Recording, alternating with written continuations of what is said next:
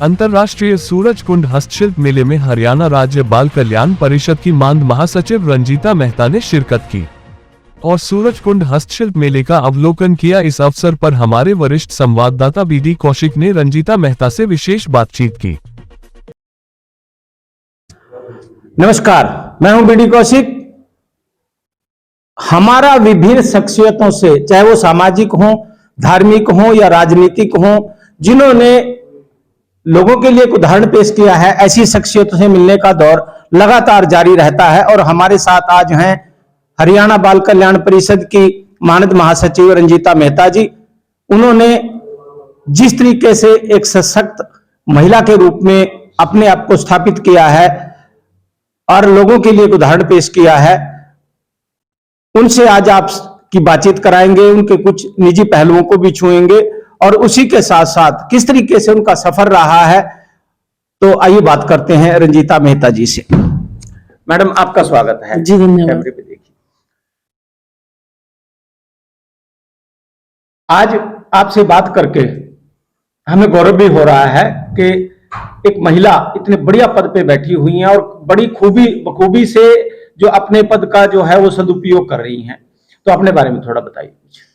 देखिए, मैंने अपने करियर की शुरुआत आज से 10 साल पहले की थी। पिछले 10 सालों में मैं 5000 से ज़्यादा डिफरेंट चैनल, जो नेशनल और स्टेट के चैनल्स हैं, उस पर डिबेट भी कर चुकी हूँ।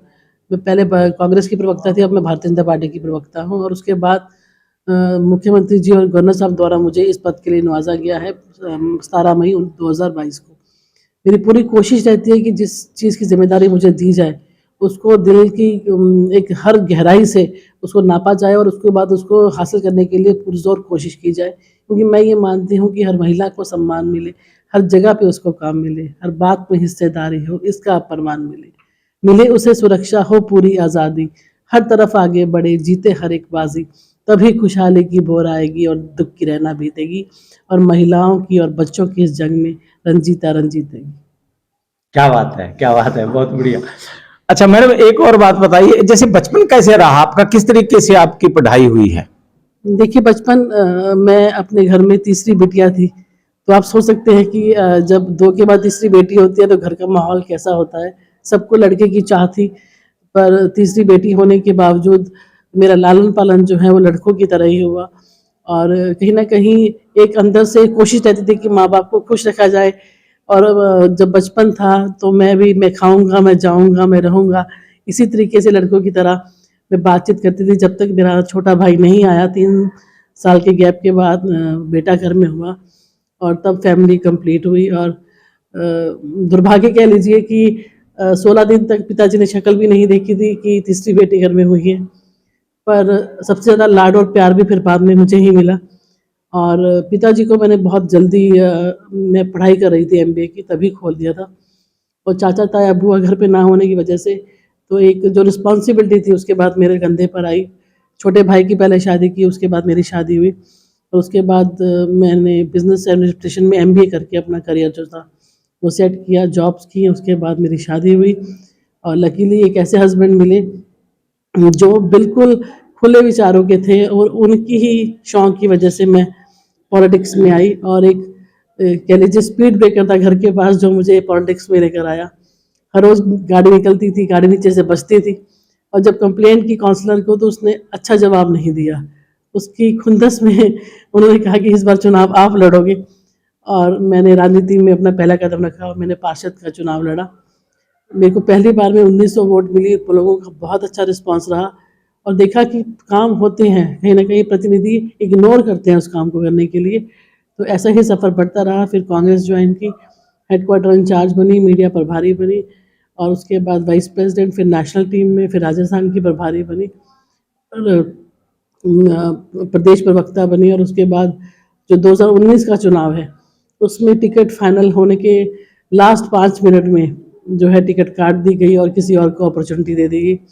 ऐसा ही हाल फिर मेयर के चुनाव में भी हुआ। तो कहीं ना कहीं अंदर से महसूस कर रही थी कि मेरे साथ बार बार ऐसा क्यों हो रहा है।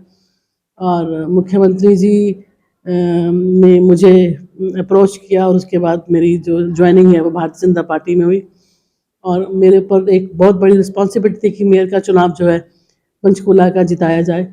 और लकीली हम 2057 वोटों से वो चुनाव जीते, जिसका श्रेय मुख्यमंत्री जी ने बिल्कुल मुझे दिया।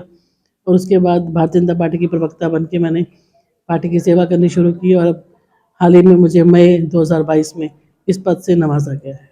जी, बहुत खूब। और एक चीज मैं आपको एक बहुत बढ़िया बात बताता हूं कि मैडम भले ही कांग्रेस में थी, मगर जो इनका पारिवारिक से जहां से निकली हैं वो यानी एक तरह से संघ का केंद्र था उसके बारे में, यानी कि ये देखिए कि आप एक तरह से मैडम की जो है हम कहेंगे घर वापसी हुई है।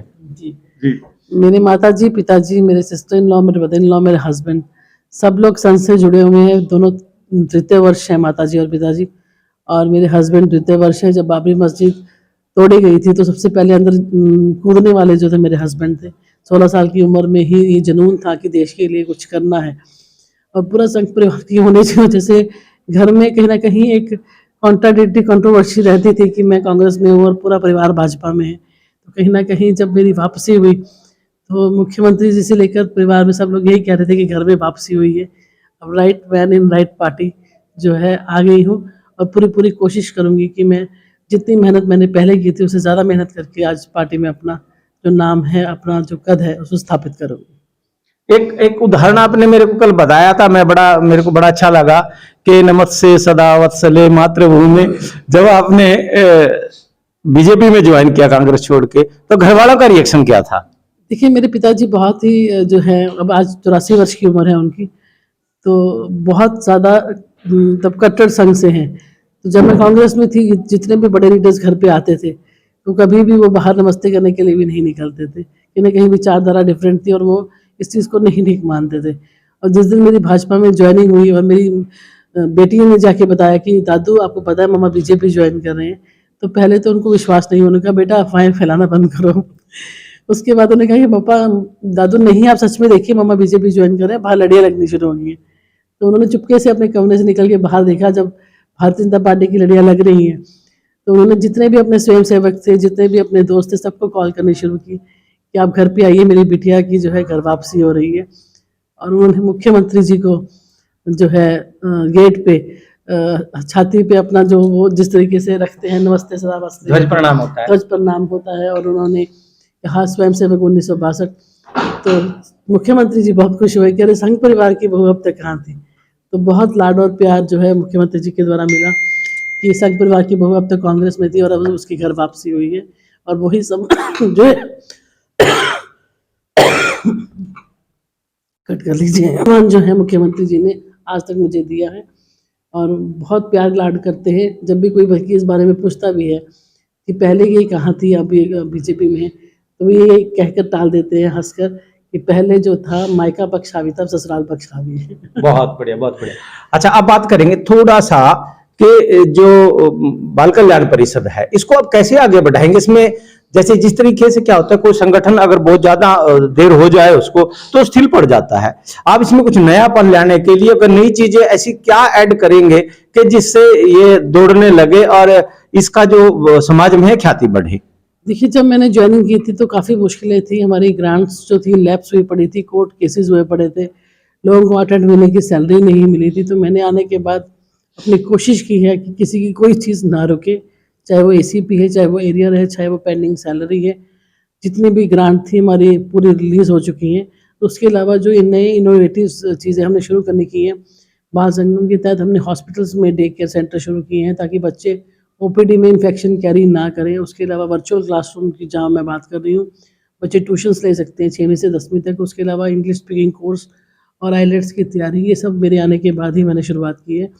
और आगे भी पूरी कोशिश है कि इसी तरीके से इनोवेटिव आइडियाज़ करके हम स्विमिंग पूल बनाने जा रहे हैं जल्दी ही, जिसमें बच्चों को फ्री ऑफ कॉस्ट ट्रेनिंग दी जाएगी ताकि वो स्पोर्ट्स में भी आगे बढ़ सके और हेल्दी भी रह सके।